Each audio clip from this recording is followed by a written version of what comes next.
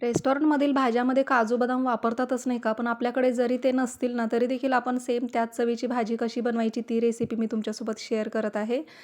काजू बदामच्या ऐवजी ना आपण इथं थोडेसे शेंगदाणे, तीळ आणि 1 चमचा बेसन पीठ टाकून ना हे अगोदर मिक्सरला फिरवून घ्यायचं.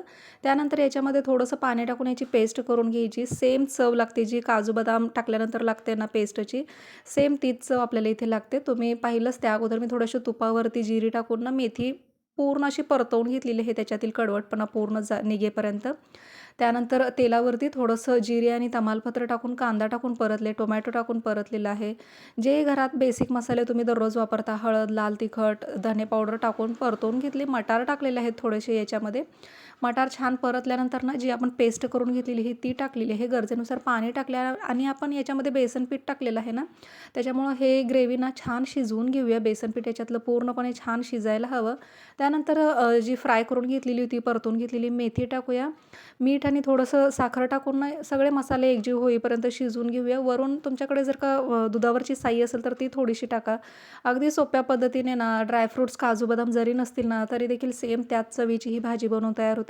चपातीसोबत किंवा मी तर म्हणेल जीरा राईससोबत तर ना खूप अप्रतिम लागते ही भाजी. एकदा नक्की ट्राय करून पहा.